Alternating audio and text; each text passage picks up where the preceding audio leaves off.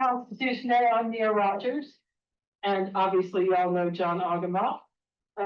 We decided to kind of change up Constitution Day this year. Usually Augie and one of the historians from the history department give a lecture. And today we decided what we would do is a more intimate sort of question and answer.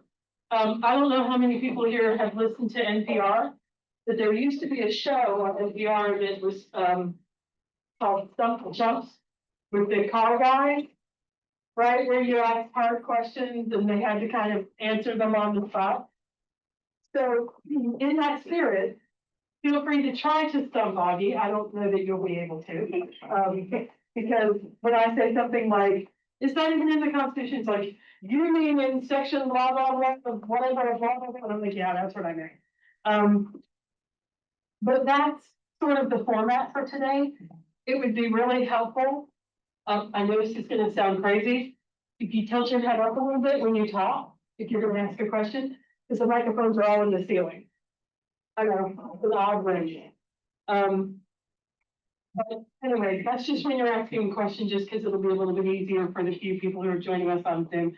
We have I think just a couple people. Oh, not Julie. Oh, okay. Well, good thing we set it up for them then. We are glad to have you here in person.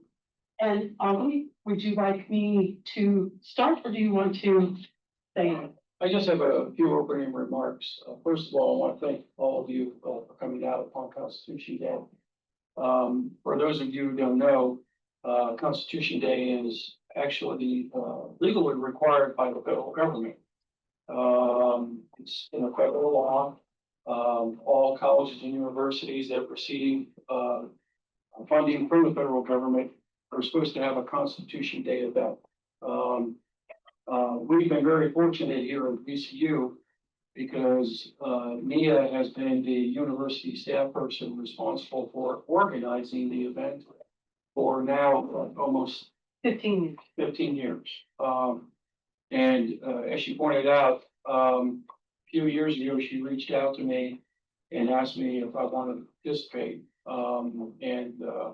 This is always one of the highlights of my academic year, because I get to talk about a document that I've spent basically most of my professional life teaching, researching, talking about, bending people's ears, oftentimes leading them to roll their eyes.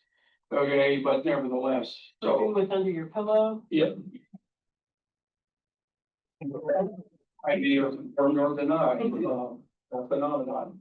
But I want to thank you all for coming out. The way we're going to do this, or at least to start it, is this past spring, I posed the question to a number of my classes and asked them to submit questions. And we're going to start with one of their questions. And then as I answer, if you want to jump in and ask questions as come to you, feel free. We would like to have this be as interactive as much as possible.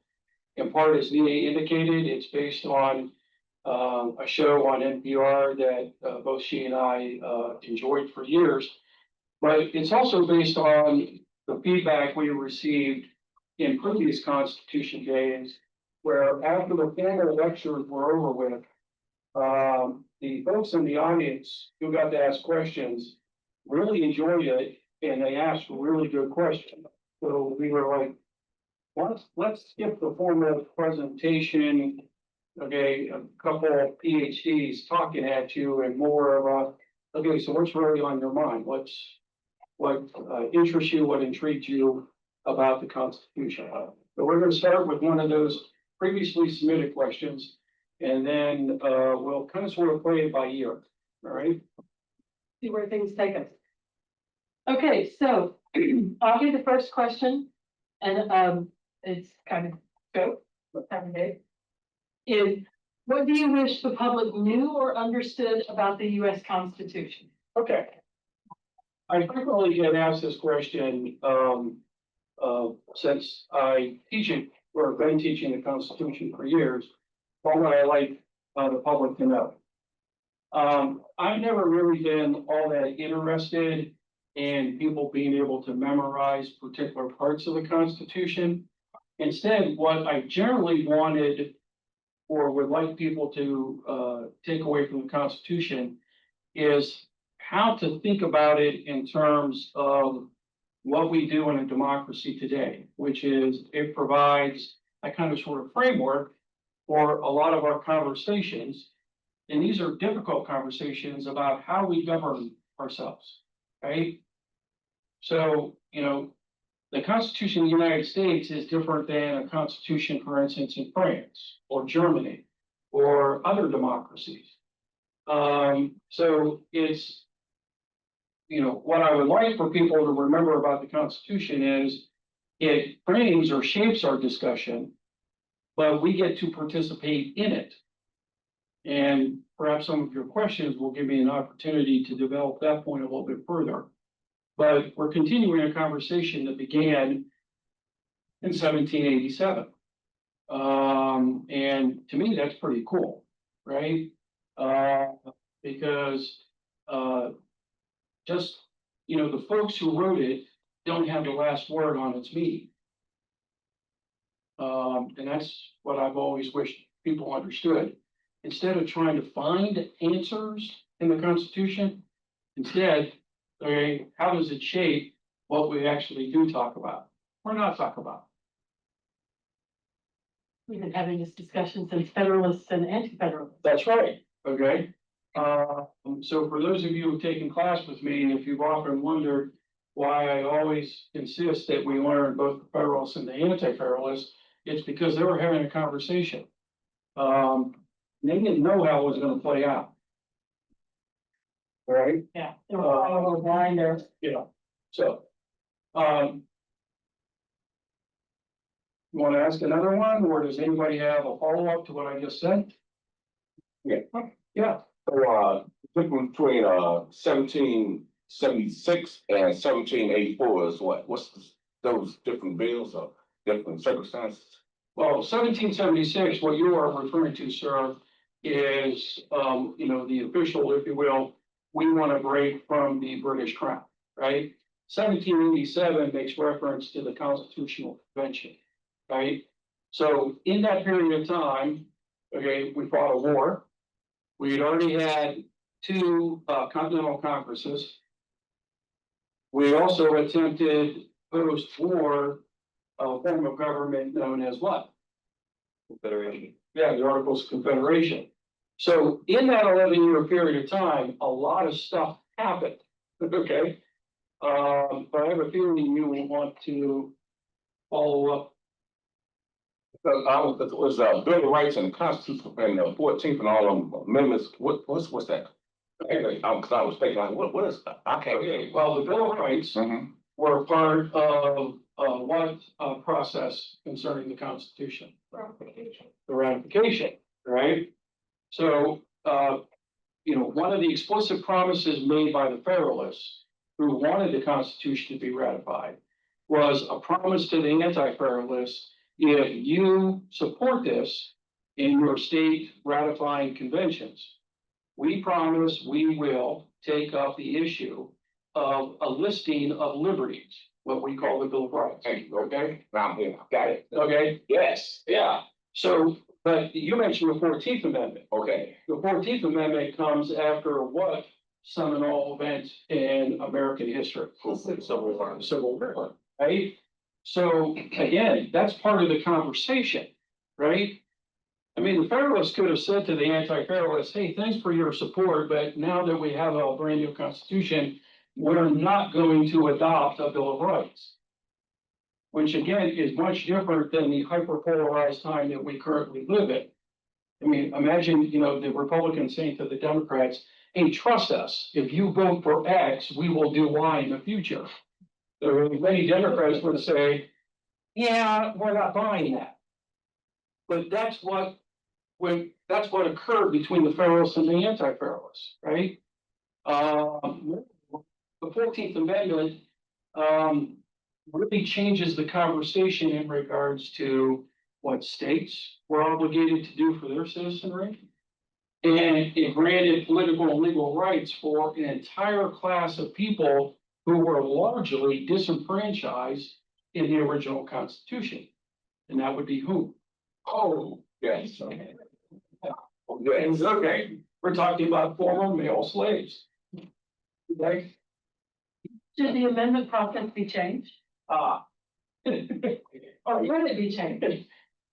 I get asked that question quite a bit, all right? I'm gonna give you, why it should be changed, and then I'm gonna give you why it shouldn't. I'm gonna leave it to you all to decide which, if you will, approach. That's why I can't go, well, thank you. Okay. Oh, what is it? Okay, so why should it be, easier to amend the Constitution? Well, if you believe like Thomas Jefferson, that with every generation, the Constitution should change, then the amendment process should be easier, right? And I hear this frequently from younger people who are like, this is a constitution that was written in 1787, right? American life, American society, economics, race relations, gender relations, et cetera, have all significantly changed. So we should be able to amend the document easier, right? Now, that would make sense, right? So as American society changes, we, with every successive generation, should be able to go ahead and say, these are the important things that we want to emphasize. These are the important values. These are the important structures. This is what we want the government to do. The downside to making the amendment process, shall we say, easier, is that then the Constitution runs the risk of not being the supreme permanent governing document. And we see this, for instance, in other nation states that frequently or more easily change their constitutions. France is a really good example of this. Thank you, Nia. That's quite all right, okay? Yeah, now, In the period of time, we've had one constitution. France has had 5 republics, and with each republic, they've had a brand new constitution. And in some cases, during a particular republic, they have amended it wholesale. So you could actually argue they've actually had more constitutions. Now, again, what do you prefer? Do you prefer a supreme governing document that people can go ahead and point to and say, this is or is not appropriate? Or do you prefer having the ability to change the governing document to fit the times? What's your preference? Right? we have a question. Yeah. Oh, we have a couple questions. Yeah, David. At the time of the original ratification and the Bill of Rights being passed, were there any notable amendments that just missed the cut? Or that the founders said, now's not the right time, but we expect down the line, the states are gonna get this amendment passed? Okay, a couple come to mind. Well, the first thing you should note is that the Bill of Rights has 10 amendments. James Madison, who was tasked by the first United States Congress to write the proposed amendments per the deal with the Anti-Federalists, actually proposed 17. Congress only adopted 12, and the states only approved 10. But I'll give you one example, David, of one of the 2 that got rejected by the states. The current 27th Amendment was actually part of Madison's original 17. For those of you who don't know, the 27th Amendment limits Congress voting itself pay raises to 1 session after the vote. So if you're a member of Congress, you can't vote yourself an immediate pay raise. Right? So that's a prominent example. Another prominent example from early on was when we transitioned into the 19th century, there was a proposed amendment that any American that was given a title of nobility from another nation state would have to give up their US citizenship. It got debated multiple years in the Congress, but was never adopted. All right? So those are a couple prominent examples early on where amendments were considered and then rejected. Now, a more recent vintage, David, what is probably the most prominent proposed amendment that the requisite number of states did not approve? Yes, the Equal Rights Amendment, all right? And last spring, a number of students submitted questions about, did I think the EURA would be eventually adopted? The difficulty with the Equal Rights Amendment was that it was approved by Congress, in what year? Anybody know? Three, two. You guys were spot on, 72, right? It had a 10-year window, and then Congress went ahead and added an additional 5 years, right? So by the mid-1980s, okay, the states had an opportunity to ratify the proposed amendment. Initially, not enough states did. Right? Since then, a number of states have ratified the Equal Rights Amendment. But also, 3 states have rescinded their ratification of the amendment. Now, former President Biden, about 2 months before he left office, went ahead and said that as far as his administration was concerned, the Equal Rights Amendment had been ratified. The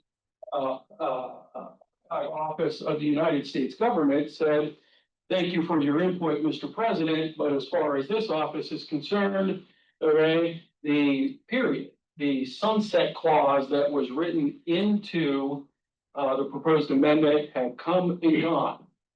87, right? Okay, it would have been 87. So if we want an Equal Rights Amendment, I happen to agree with former Supreme Court Justice Ruth Bader Ginsburg.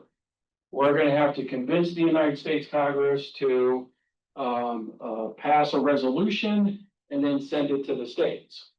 And if you're a supporter of the Equal Rights Amendment, perhaps we can convince Congress not to put a sunset clause into the language of the amendment. All right?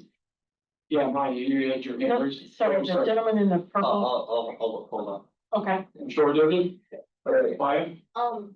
This is a bit of a tongue twister and just like a side question, but how would someone propose to change the amendment process? Like, where would that even begin? Just, Well, actually, it would be like a standard amendment that we've seen 27 times, which is, in the US Constitution, there are 2 dominant methods in which we can amend the Constitution. One is the process used for all 27 amendments. Congress approves a proposed amendment, and then it gets sent to the states, and the states have to approve it, a supermajority of the states, all right? That's one method. The other method is a constitutional convention. Now, we've only seen a constitutional convention once. The convention that actually wrote what? The original Constitution, okay? But we could amend the US Constitution to change the amendment process. And we could follow either of those 2 processes, right? That's pretty straightforward.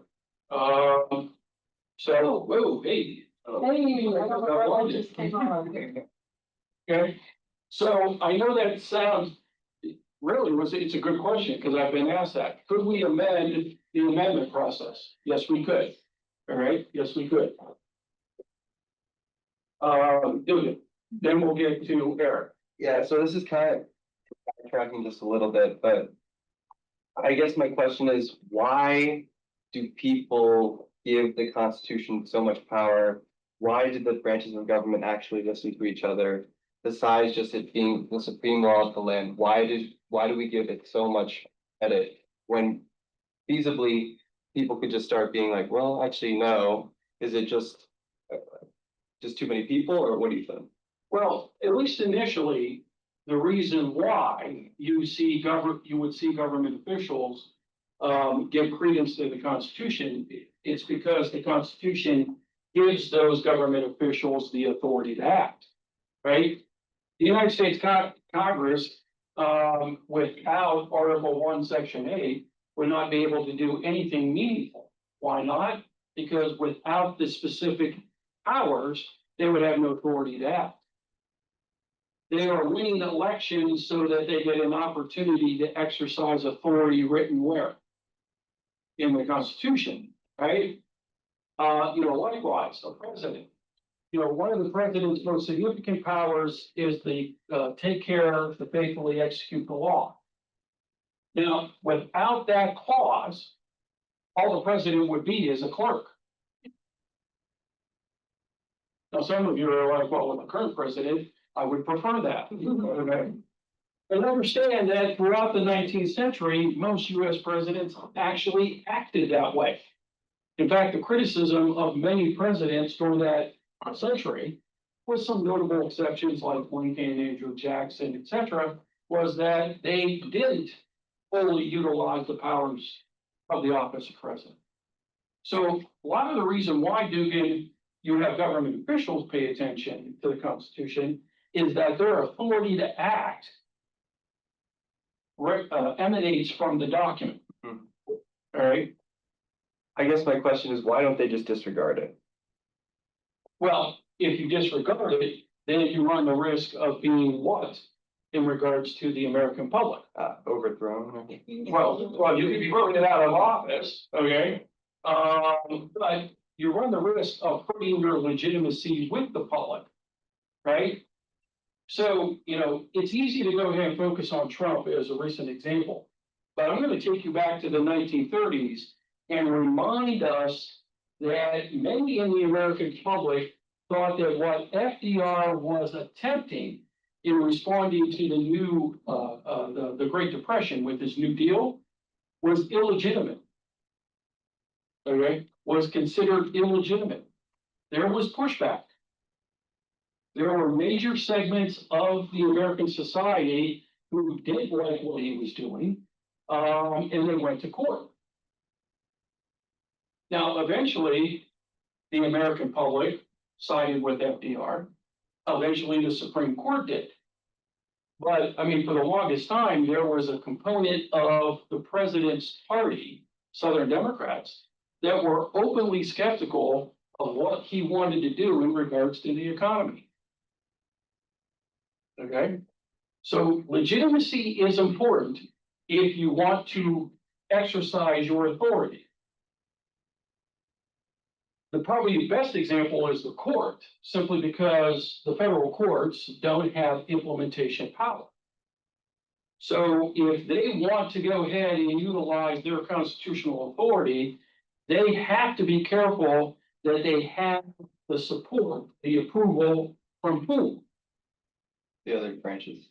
Yeah, but the other branches are more likely to follow or implement their rulings if who approves of the court's work? The people. Because the people will vote their elected officials out of office if they're not complying with Supreme Court rulings that they like. So to your question, why go ahead and follow? Attempt to act like a king or a queen, okay, or run roughshod over the other branches of government. Well, remember, you only have authority that you can point to in the Constitution. If you can't convince the public that you are using that authority correctly or wisely, you run the risk of having the people do what to you in 2, 4, 6 years? Vote you out of office. Yes. This is why I tell my friends now, but also, Trump was voted into office. But how come you didn't vote? And I said, did you vote? And they say, no. I said, this is why he was in office. You have to vote, okay? But in order for somebody not to be in office, you have to Vote for their opponent. yes. Okay. And so, Even if you don't necessarily like their opponent, okay, my colleague up here in the front of the room, Mia, is fond of saying, and she said it frequently on our broadcast, right? Mia doesn't like term limits. She hates term limits, right? And off recording, she's even more explicit right? In part because as she has said on the podcast, we are, Podcast, so yeah, podcast. we do have a podcast. The name of the podcast is Civil Discourse. Which, by the way, I didn't mean to go ahead and have a. But nevertheless, to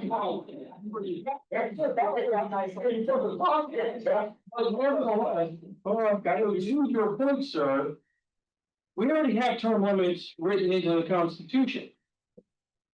All right? A member of the House of Representatives gets to serve for 2 years unless they can convince their constituents to do what? Another 2 years. Vote them in for another 2 years. Now, presidents are term limited to 2 4-year terms, all right? But that only occurred because of the experience with FDR. All right? In my defense, I will say I do have the nuanced argument that I do believe in term limits for Supreme Court justices. Because they are the unelected branch. And they can become geezerly and not know that they need to remove themselves. Like you're depending on people's, self-interest, and when their self-interest is, I like my cushy job. They may or may not go. But I do believe that I strongly believe that elections are our term limits in this country, and if we don't do that, then we're just being lazy. But you're right, because I was in love with BIG. But it should have just stepped aside.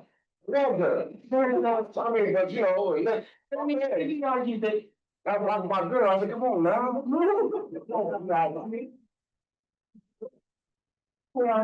Your comment, for our audience members who may perhaps not be aware of the justice, what's your name, sir? Greg.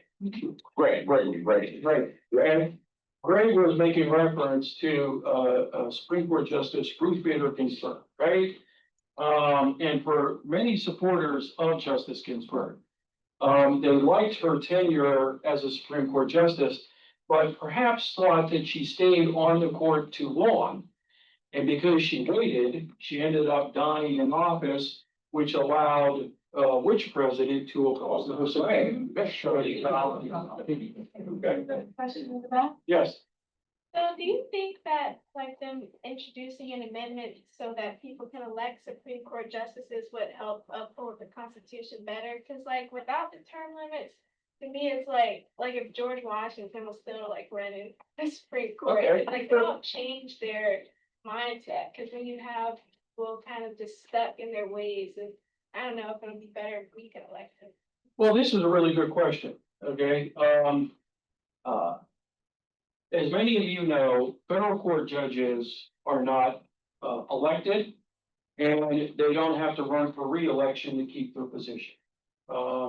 They are nominated by the president, and then they are confirmed by whom? The Senate. They serve for life, all right?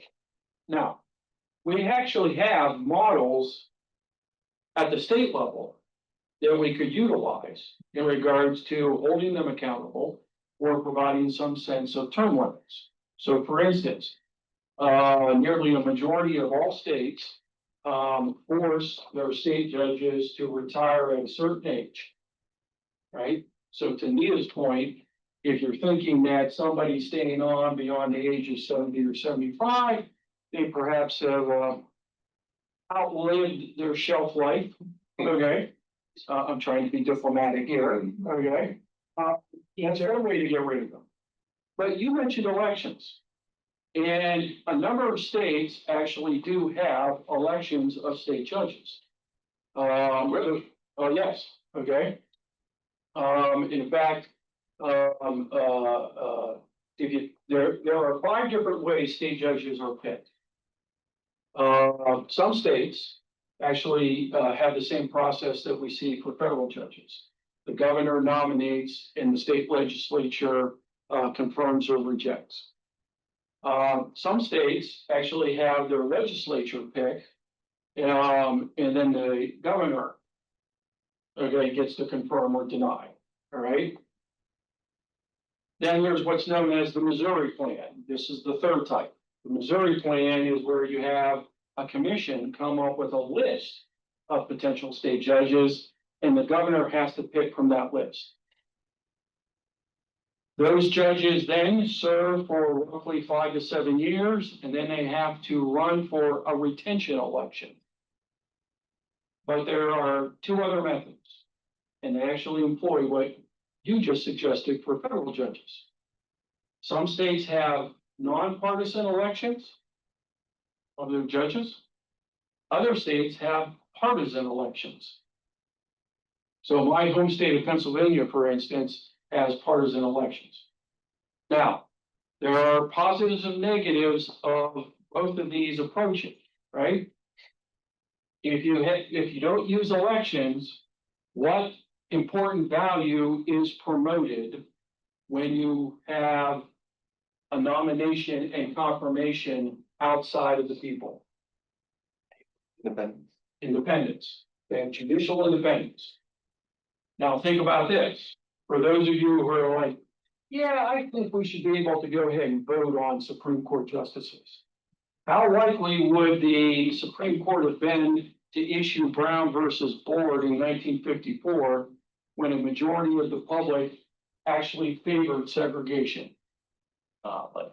Okay, but judicial independence allowed the Supreme Court basically to say what to the public, and for that matter, many elected officials. No cries on it. Yes, we complain elsewhere, we don't have to listen. Okay.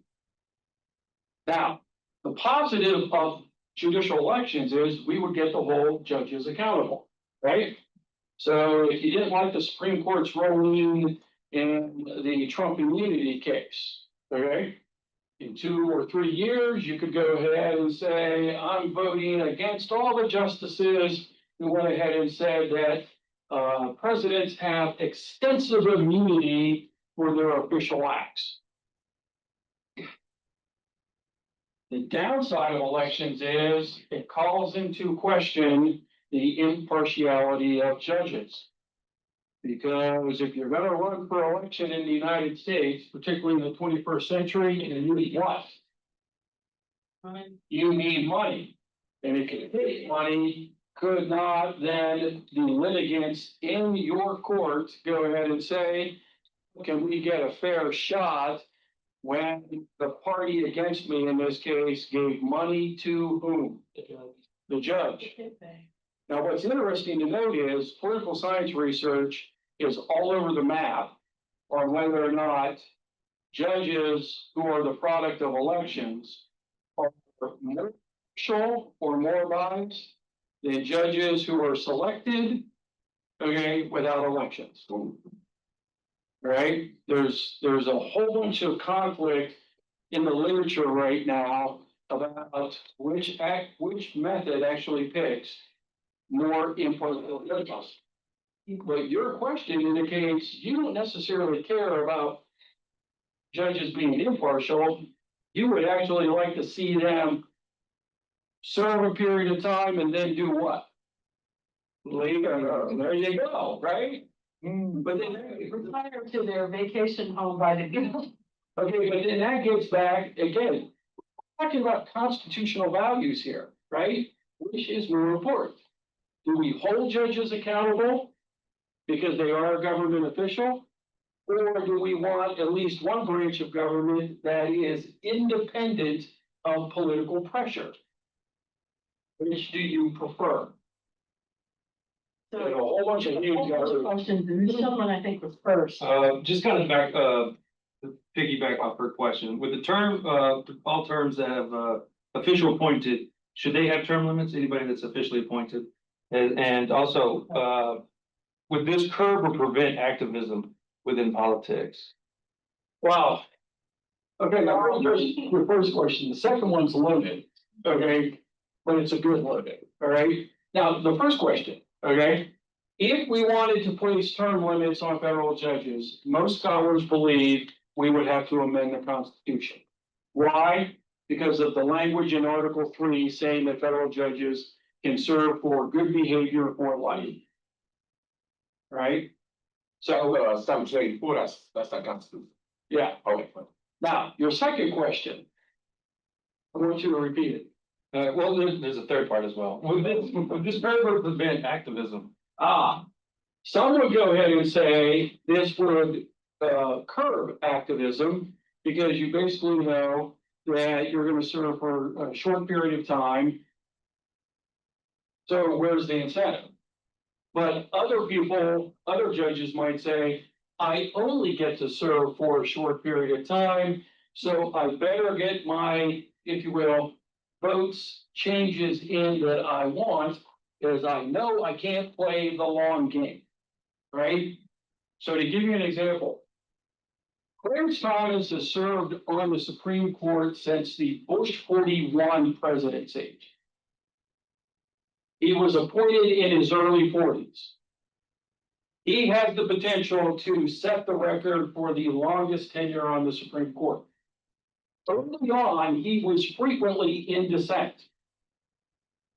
But because of life tenure, no term limits, many of his dissents have now become the majority view on the Supreme Court.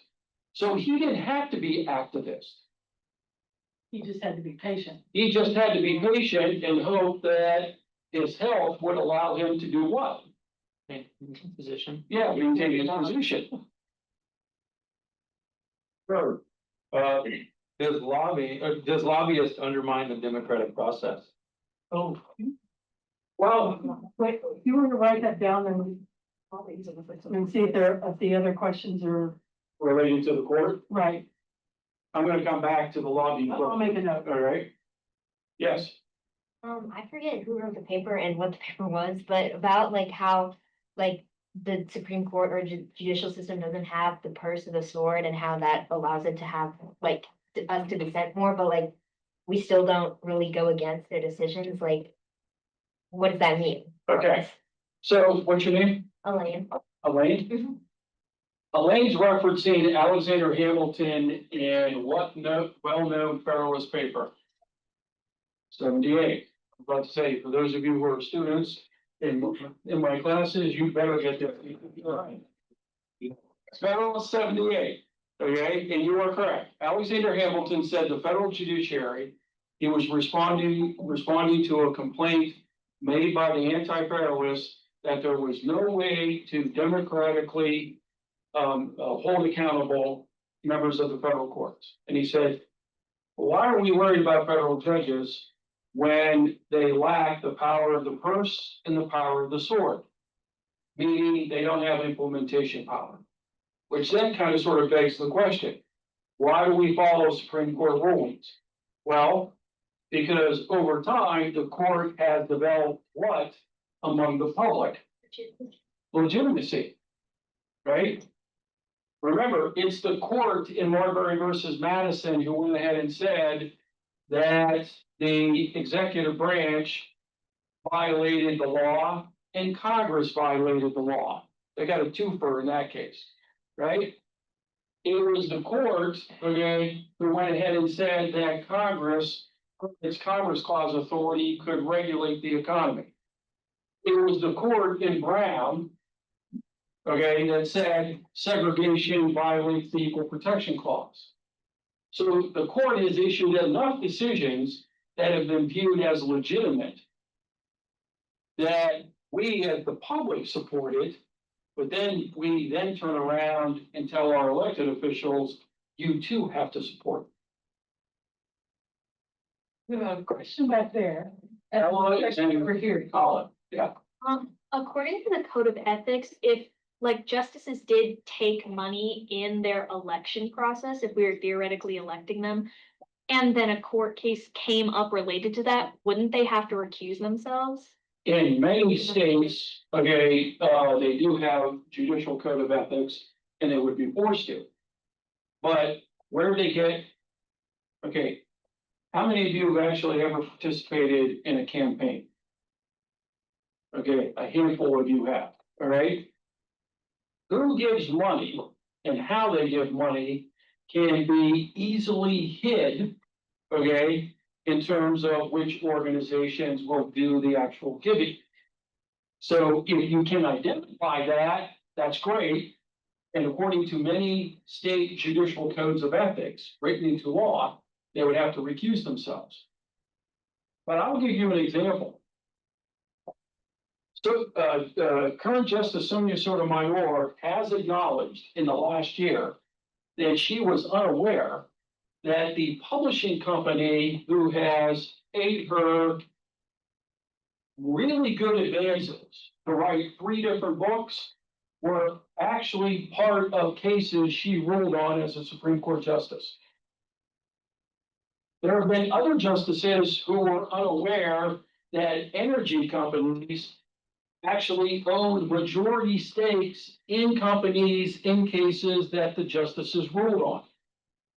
So you could be, okay, just ignorant as a judge and not know that you were participating in a case.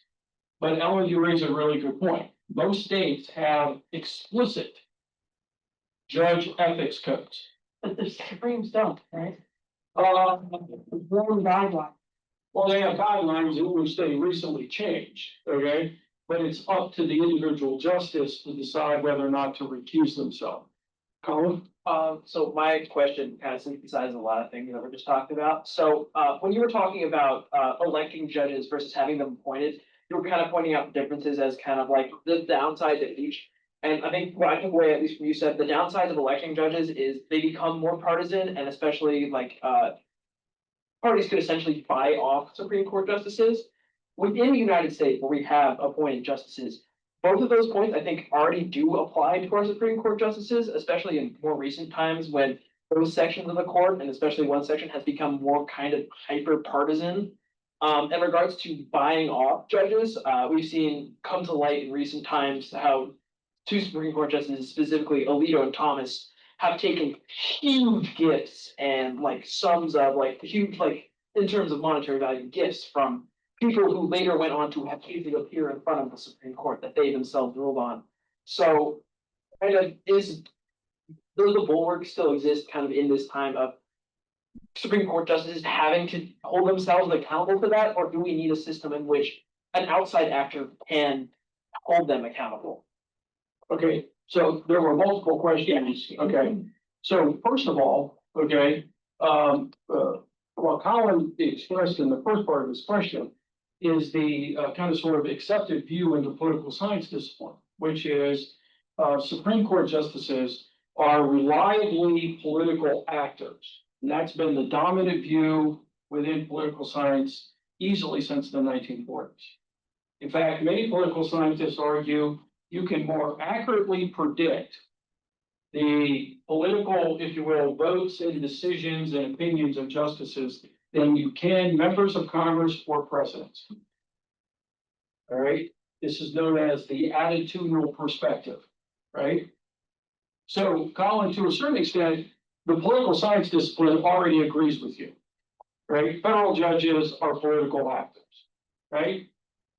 The question then becomes, do you want your political activity to be transparent, okay, or not, right?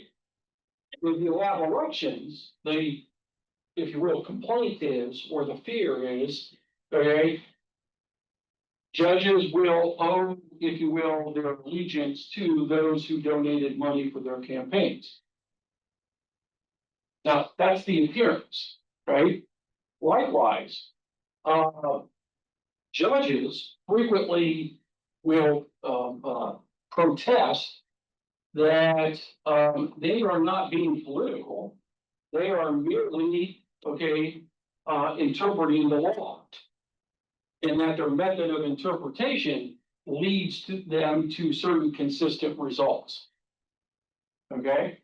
So again, what do you believe? Do you believe what political scientists have for decades said about federal judges? You can accept that a judge who is running in an election can go ahead and take money from a campaign contributor and then ignore their wishes when they are hearing a case that touches upon that contributor's interests. Do you prefer accountability or not? Which form of accountability do you prefer? Again, these are value choices that more than likely should be made by whom? The people, okay, the people, all right? Eric, you've had your hand raised for minutes, yes. So this is kind of a two-part question. Why has the amount of amendments like decreased as time has progressed? Is it just because they felt like they've added enough? And then two, what do you think could constitute like a new amendment to the Okay. Constitution? To your first question. Remember, a successful amendment not only has to persuade those already in favor of the amendment, it has to persuade those that are either neutral or were initially opposed to the amendment. Again, think about the standard process that has been used for all 27 amendments. First of all, you have to convince majorities in both houses of Congress. That may mean you have to convince people in the opposition party who don't, at least at first blush, like your amendment. If you overcome that hurdle, then you have to convince a supermajority of the states, which means that, yeah, maybe you can ignore a certain region of the country, but then you have to convince every other state in the other regions. So at some point in time, you have to persuade whom? The people. Okay? Even those in the opposition. Eric, how would you describe American political society today? Be extremely cooperative with one another, or do we seem to be polarized? Very polarized. Okay, that's part of the reason why we've seen very many amendments of recent vintage. Okay, the 27th Amendment is an anomaly. I mean, it was first proposed, okay, with the Bill of Rights. The one before that was to give who the right to vote? 18-year-olds. This wasn't just 18-year-olds who were Democrats or 18-year-olds who were Republicans. This was 18-year-olds that crossed ideological and partisan lines. You know, there were Republican moms and dads who were like, hey, my kid is fighting in the Vietnam War but can't vote. There were Democratic moms and dads who were like, my 18-year-old is fighting in the Vietnam War. I think they should have the right to vote, right? So this cut across partisan lines. Now, to your second part of your question, do I see the country passing an amendment anytime soon? Not as polarized as we are currently. Because again, when you're as polarized as we are currently, there are less opportunities, or we avail ourselves of fewer opportunities to actually speak with people who think differently than we do. So we're less understanding of what they might want. And they don't hear what we want or what we would like to change and how that could possibly benefit them. The amendment process requires you to convince, okay, people in the majority that your interest needs to be enshrined in the governing document. But if you're not talking to people who think differently than you, well, how then can you persuade them that the Constitution should be amended, right? It's kind of sort of like one of the questions, and I'll get to yours in just a moment, but one of the questions I frequently get is, why don't we change the Electoral College, right? And I'm like, okay, do you understand that you first would have to convince both political parties today that the Electoral College should be changed? The national committees of both political parties like the Electoral College. Why? One, it's power, but two, it makes electing the president, presidential campaigns, very easy for them to manipulate. No matter who the Democratic Party runs, they basically know that they have already captured the Electoral College votes on the West Coast and most of New England and part of the Mid-Atlantic. They know that no matter who they run. And if you're a Republican, you basically know that you captured Texas, most of the Deep South, and the flyover part of the country. Okay, so now what you have to do is focus on maybe 5 to 8 battleground states. That makes your job at electing your party's candidate really easier. So you now have to go ahead and convince both political parties and those who don't even understand why the electoral college may not make sense in 21st century America. Now, if you go back to the original purpose of the electoral college, a whole bunch of you might say, hey, maybe we should dust off the electoral college.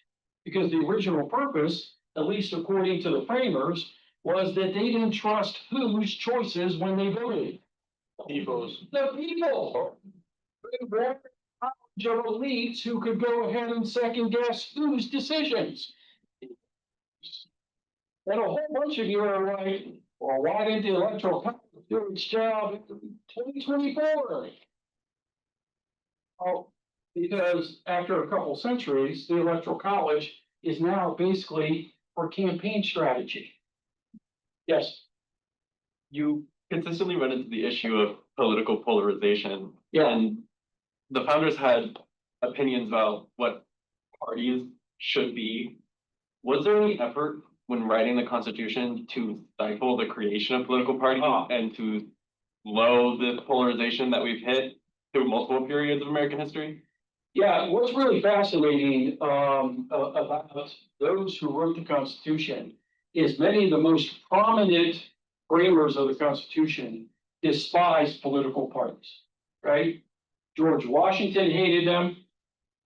Madison was concerned about them.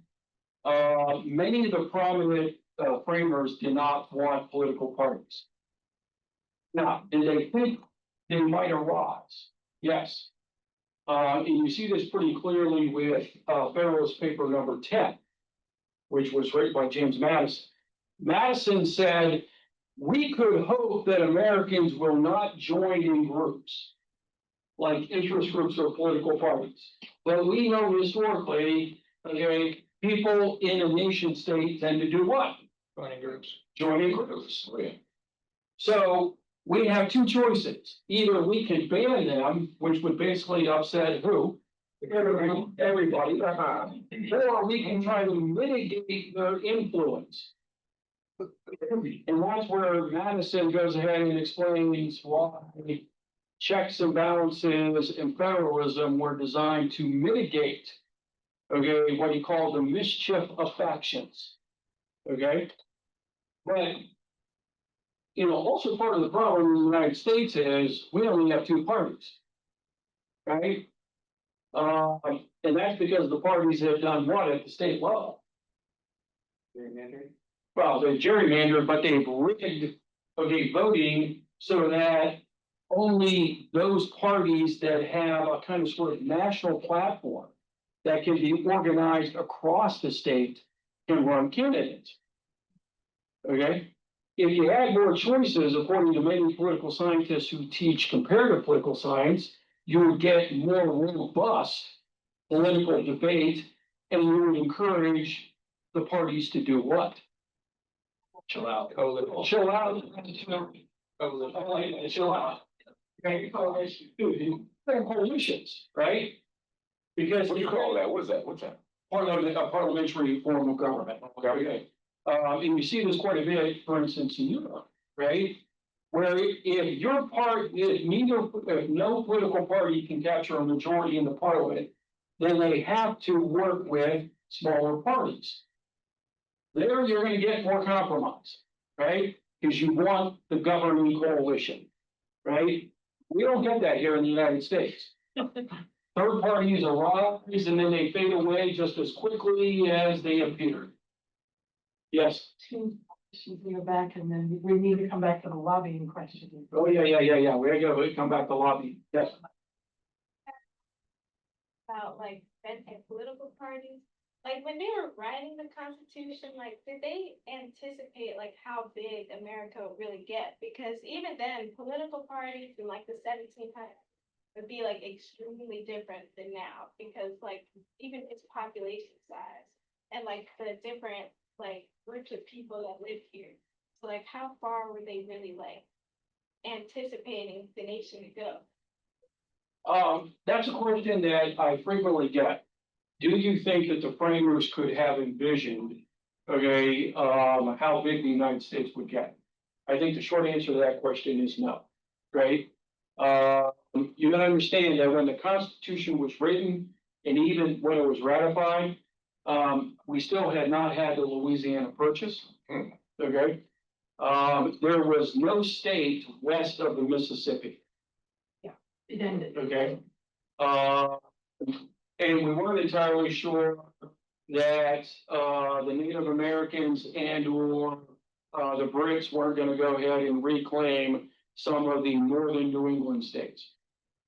So to the question of, no, the framers could not have envisioned how large geographically the United States would get or how large it would get in terms of population. The other thing to keep in mind, the framers were explicitly aware that they were engaged in an experiment.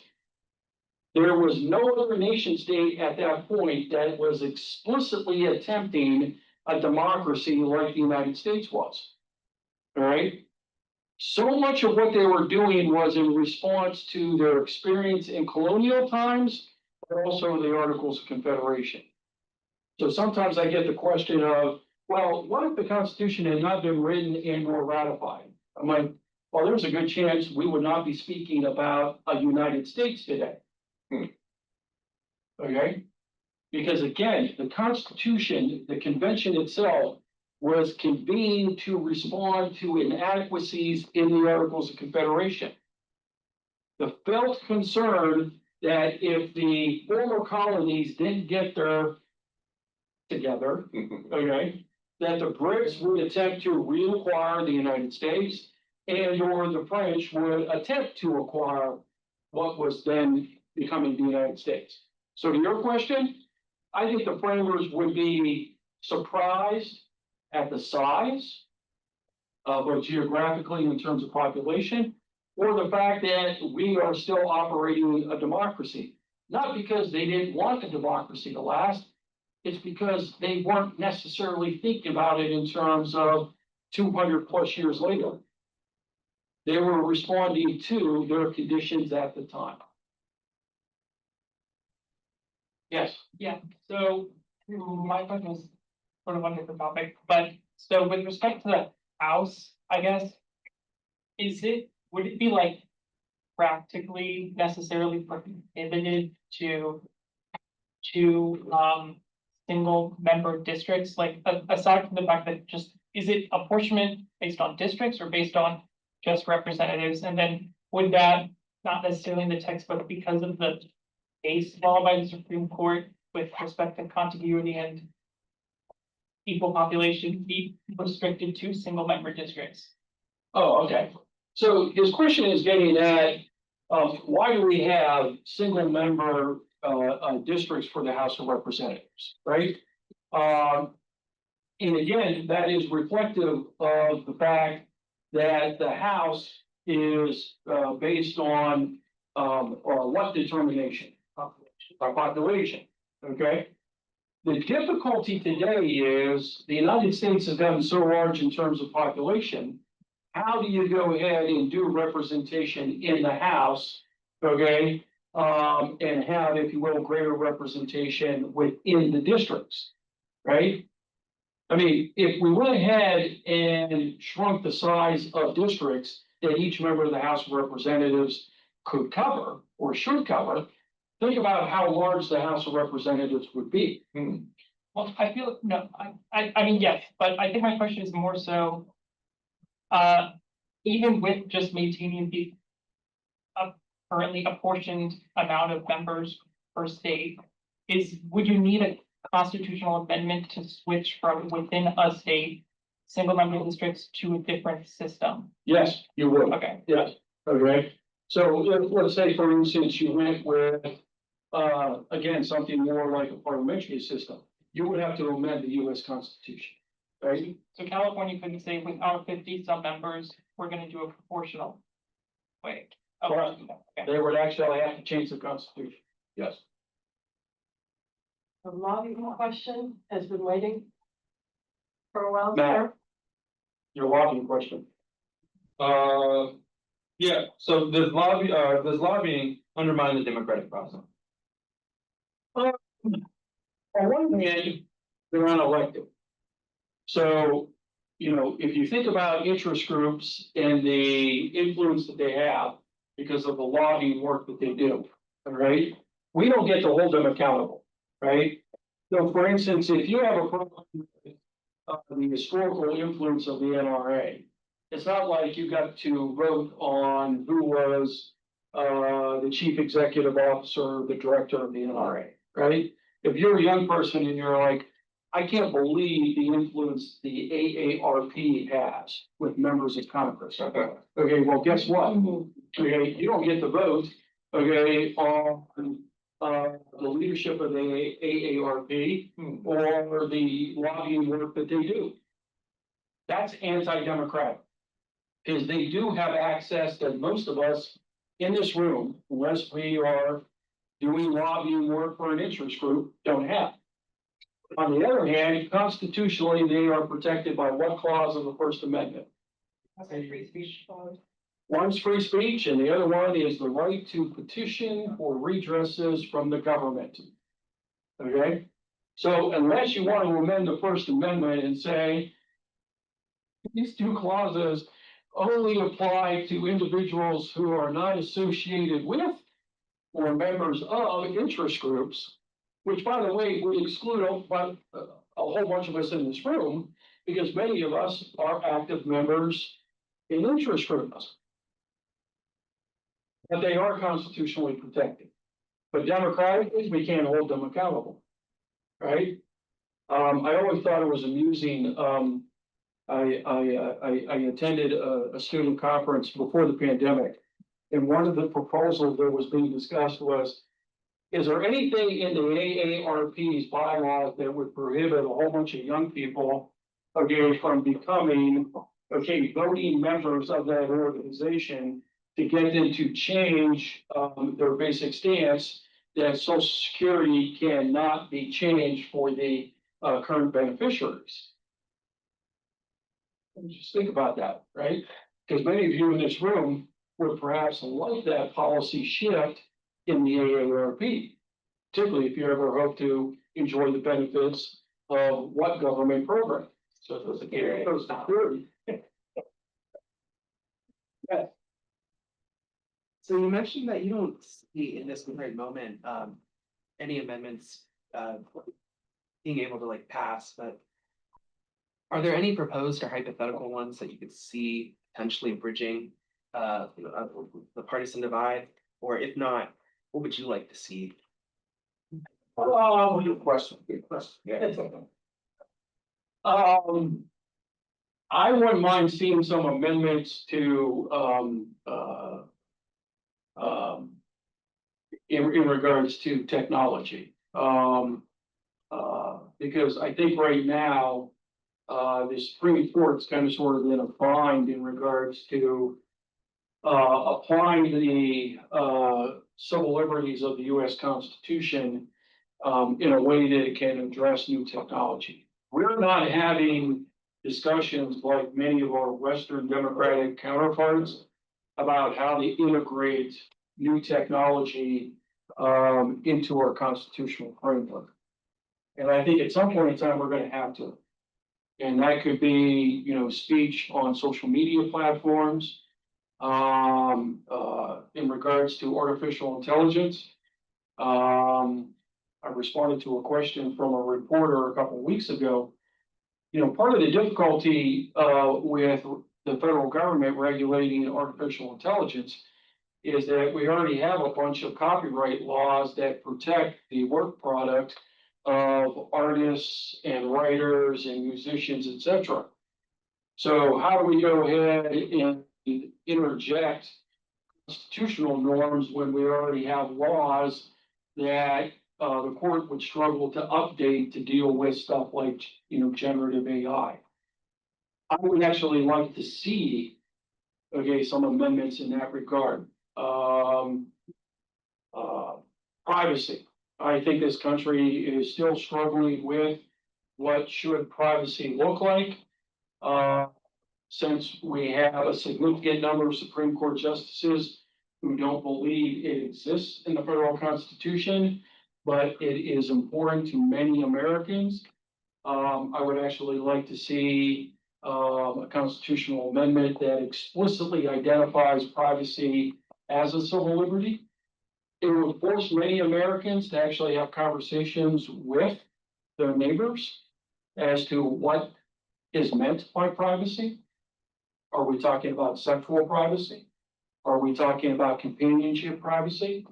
Are we talking about the privacy of children? Are we talking about the privacy of parents? Are we talking about privacy on, okay, social media, the internet, okay, et cetera? We're not having these conversations. You know, some states pass laws that deal with it, other states pass opposing laws. So those are like 2 or 3 things that I would actually like to see. If for no other reason that it would force a whole bunch of Americans to sit down with one another and have meaningful, difficult conversations. Yeah, I had a question in the back. Yes, sort of a follow-up to what you said. Why do you think those would have to be amendments rather than ordinary federal law? Because I'm not entirely sure that the United States Congress could do anything about privacy. Unless Congress went ahead and rooted it in what of its infamous powers you have. Other clause, okay? You know, one of the things that Americans don't understand is the United States federal government has next to no authority to go ahead and regulate many of the things that we consider really important in our daily lives, unless the federal government can connect it to commerce, the economy. Okay, so unless you can go ahead and let Congress can go ahead and tie privacy to commerce, which again, for many of you, you're like money making. Okay, that's part of the reason, right? AI, that should be pretty easy to connect it with when it's set Right. companies and Okay, but now you're talking about 2 competing monetary imperatives that would really force Congress to go ahead and put their collective thumb on one side of the scale or the other. Do you go ahead and protect content creators? Or do you go ahead and protect those companies that generate AI because they are now producing a whole bunch of jobs? And then I'm going to throw into the mix, for those of you who are environmentalists, you should be concerned about AI and AI data centers because they are some of the biggest consumers of water. Wow. Okay, and they produce a whole bunch of energy that may be problematic for the environment. So that's because, they use. You need the water to go ahead and cool the data centers. Yes, yes. Question here in the middle. Well, hi, Emma. I actually had 2 like leading off each other questions about the framework of the Constitution being like, you know, evolution regarding the amendments you mentioned of like referring to technology you think, you know, you'd like to see, and also like, you know, the fact that like the framers didn't really see the country growing to this size. My question would be like, don't you think that they had to have anticipated some like significant growth of the country, considering they wrote a lot of the Constitution in fractions, like 2/3 for majority for like ratification and everything like that? As well as like, you know, do you think there should be some hesitancy to make an amendment regarding technology, seeing as like technology is like ever evolving itself, and the Constitution should have to evolve with it? And the amendment process is so hard. So if they pass an amendment like that, wouldn't you see complications in the future when we have like new technology that might need to be a new amendment?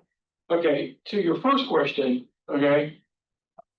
Historians and political scientists have really struggled with, to what extent did the framers see beyond their lived or felt experience, with how they wrote the Constitution, all right?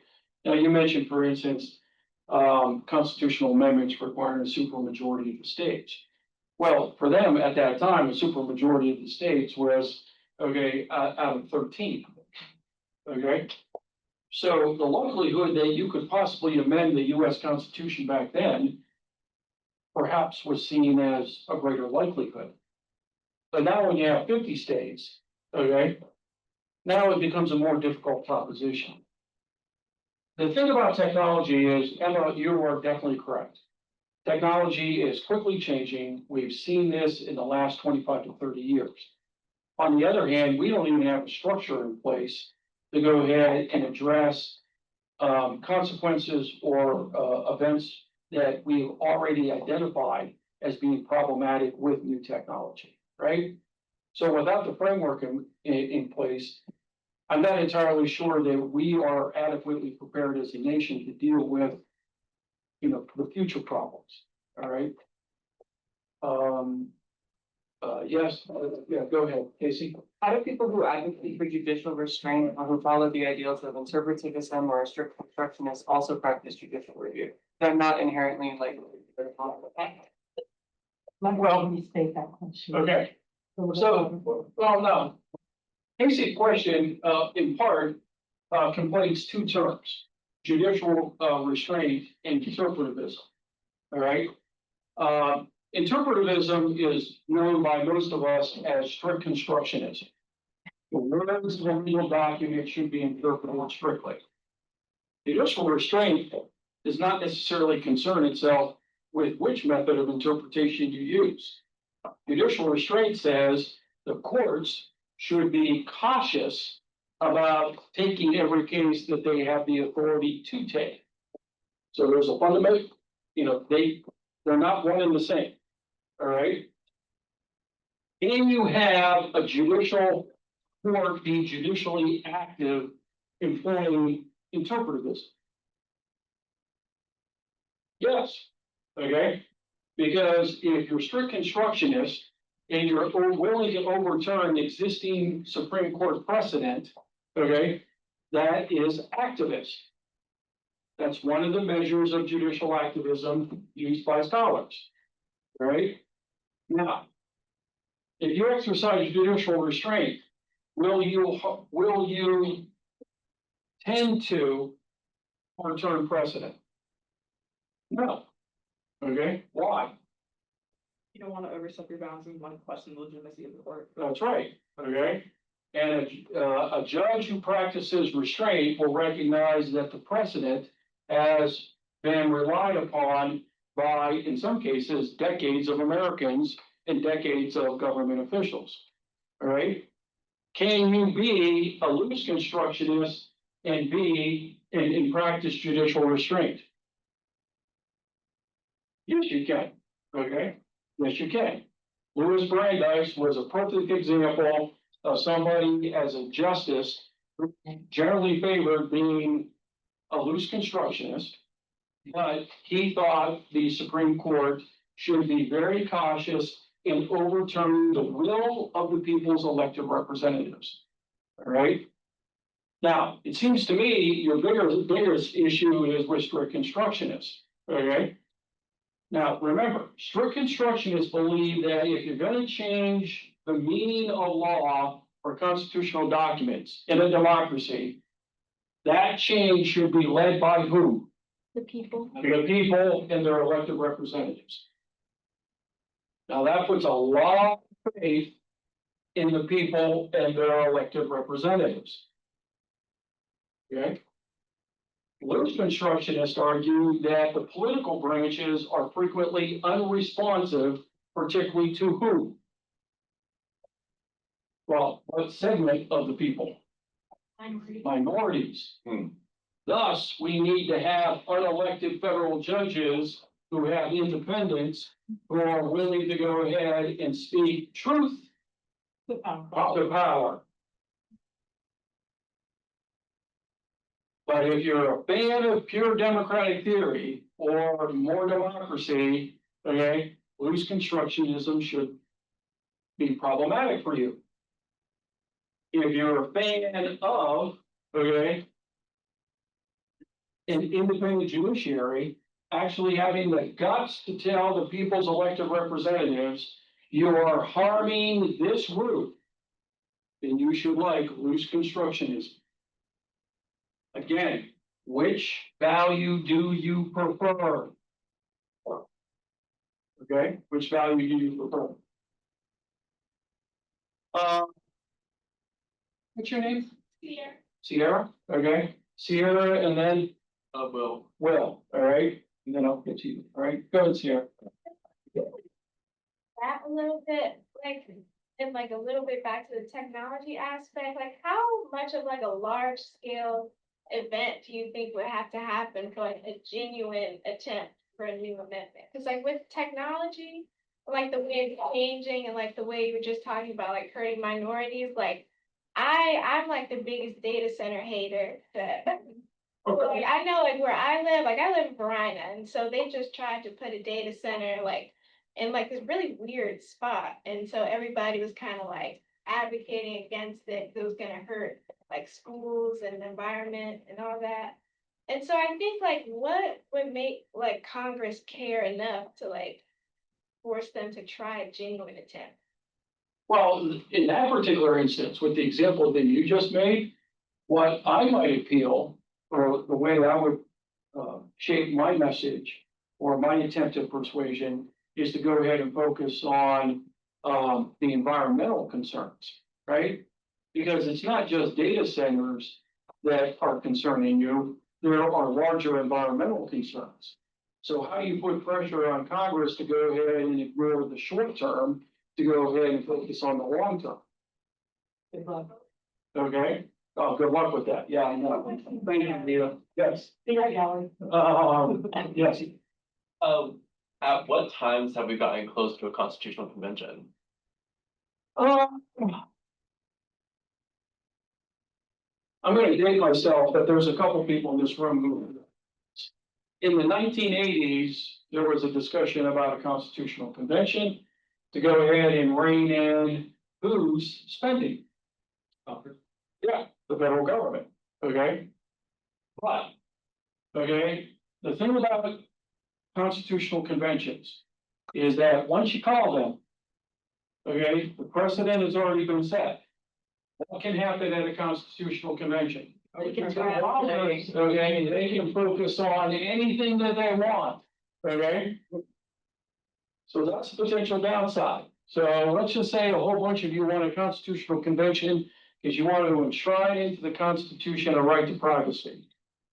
Well, that's fine.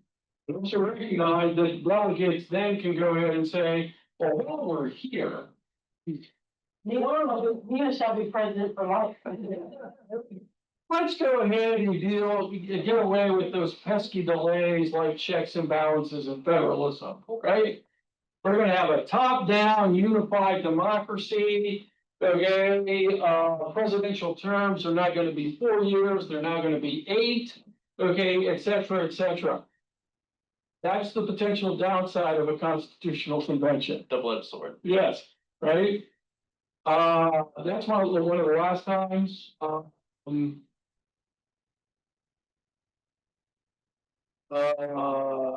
mean, there have been other, if you will, movements, that have, said, let's have a constitutional convention. A number of West Coast states, have, debated a constitutional convention about seceding from the Union during the first Trump administration. But again, they were reminded that if you call a constitutional convention, okay, be careful what you wish for, because once the delegates get there, okay, they can do what the first constitutional convention did. As I like to remind my intro to US government students, the legal charge of the Constitutional Convention in 1787 was to revise the articles. The first thing they did was take a vote to scrap them. Once they did that, okay, the train had left the metaphorical station, okay? You had a question. Yeah, actually, I'm glad you brought up the session. That's what my question's about.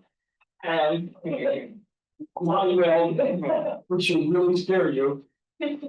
So my question is that, does the Constitution provide any guidance on secession? Because I feel like our first Civil War didn't provide a lot of guidance because the Confederacy attacked first, which made it easy for it to just be like, well, there just needed guidance here because they aggressed. And also, of course, for being morally horrible, but people didn't seem to care at the time.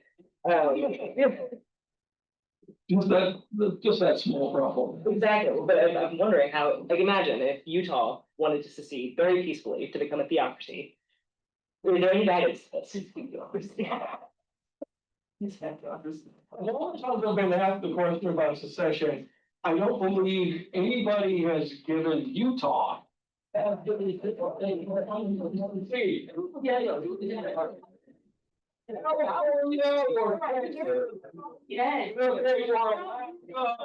I've never received Utah. Okay, I want the justification. Okay, Utah wants to succeed because they want to bring the theocracy. Okay, so. There is no explicit language in the Constitution about a state wanting to leave, right? And as far as constitutional law scholars are concerned, the Civil War, addressed the question of whether or not you could leave, right? But again, that could be a potential amendment, right? Why don't we rewrite the Constitution and specify the terms in which you can leave the Union if you no longer want to be a part of it, okay?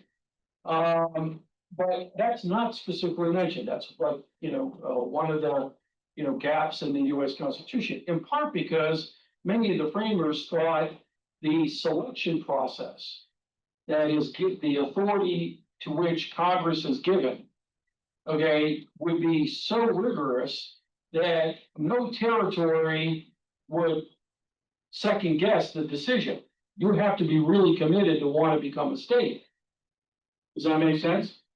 I mean, because, you could satisfy all the terms and conditions that Congress imposes on you as a territory, and Congress still has the authority to say what to you.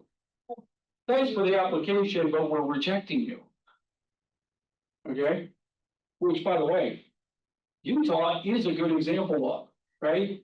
Because Congress put a whole bunch of conditions on Utah before it would admit Utah into the Union. Yes, including the fact that the Mormon Church had to explicitly, publicly, denounce what practice? Polygamy. Polygamy, yeah. Huh? Child marriage. Plural marriage. Plural, yeah, child, okay? By the way, again, this discussion of marriage points to, again, something that many Americans don't understand. The federal Constitution specifically has no mention to marriage. Marriage as an institution is considered the purview of what level of government in this country? States. It falls under the 10th Amendment's police power, public health and safety. Most contracts in the United States are entered into at what level? State level, okay? Now, we impose amendments like the 14th Amendment Equal Protection Clause on it, okay? But in regards to a specific, reference in the Constitution, marriage isn't mentioned. It's considered a state issue. Yeah. And that's why, for instance, some states still allow, teenagers to get married. Yep. Yeah. No, I wasn't around back then, because I'm so young. But I know you didn't be funny. Okay, those of us who are perhaps a slightly. Isn't gonna be good. Yeah, go ahead, Casey. well, I guess I was around back then, but I wasn't paying attention. In Obergefell v. Hodges, their court ruled that, same-sex marriage is legal. How, in everything leading up to that, how did you not have issues with the full faith and credit clause? And if you did, could you share some of them from what you remember? Well, the way the federal courts always avoid the same-sex marriage issue was to go ahead and say that couples in same-sex relationships did not have standing. Why?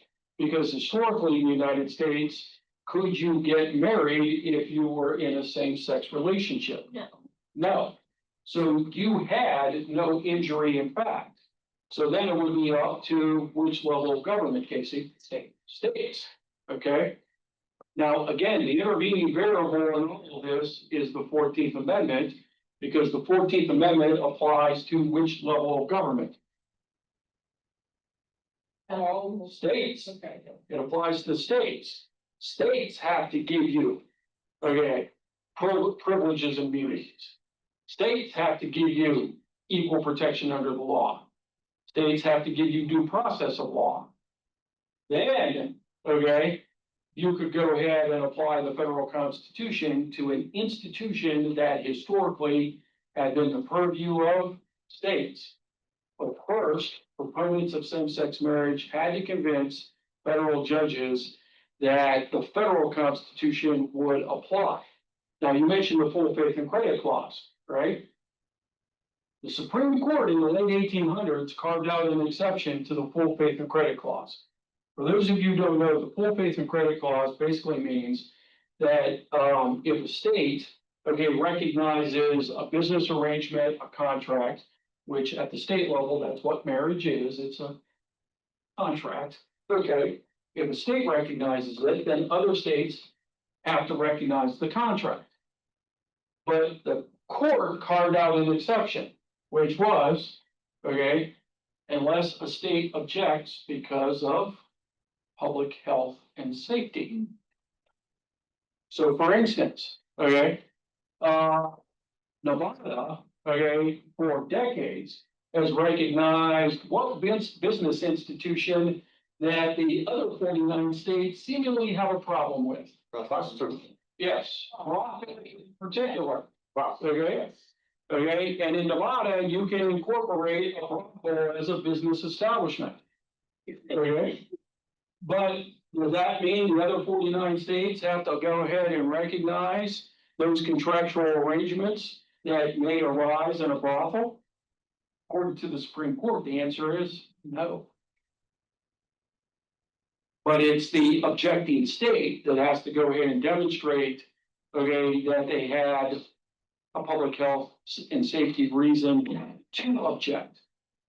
Okay. But if you're a strict constructionist, you're like, well, why would the Supreme Court should not have granted an exception?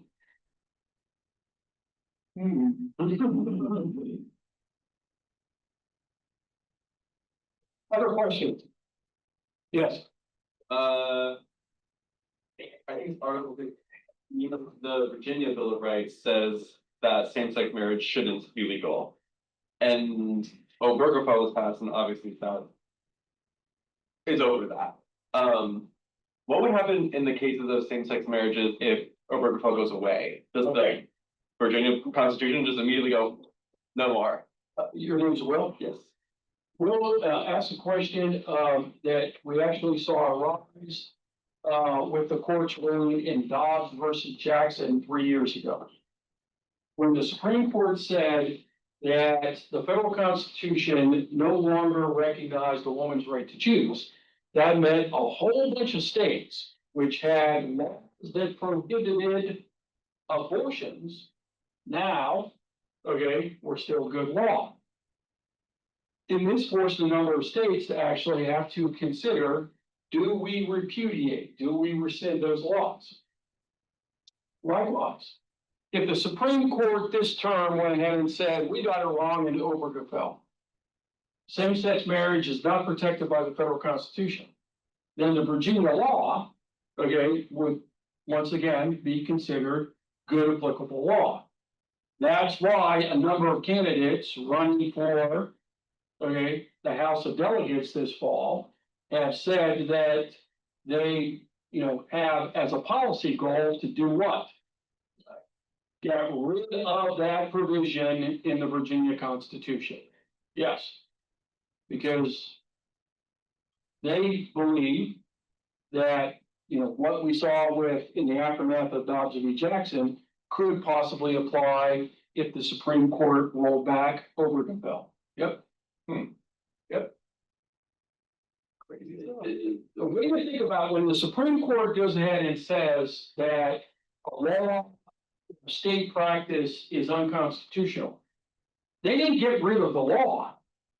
All they said was, in its application, it violates the Constitution. me and I did an entire podcast episode about state laws, strange state laws that are still on the books. Okay, that states have not gotten rid of, and in some cases, these are laws that have been declared unconstitutional by the Supreme Court. If the court goes ahead and changes its mind, now all of a sudden those laws are now applicable. You would like to see state legislatures clean up, okay, their statutory books. But most of them are like, hey, we got other better things to do.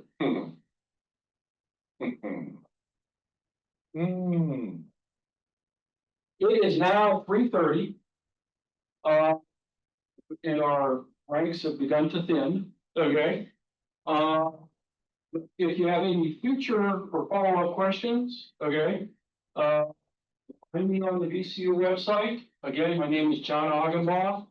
I'm in the political science department. I will be happy to entertain your questions. Got podcast, okay. Yes, the name of the podcast is Civil discourse, yes. if you go to the VCU library website and type in civil discourse, it will take you right to the page. Right. We have just started recording our 20th season. How many? 20.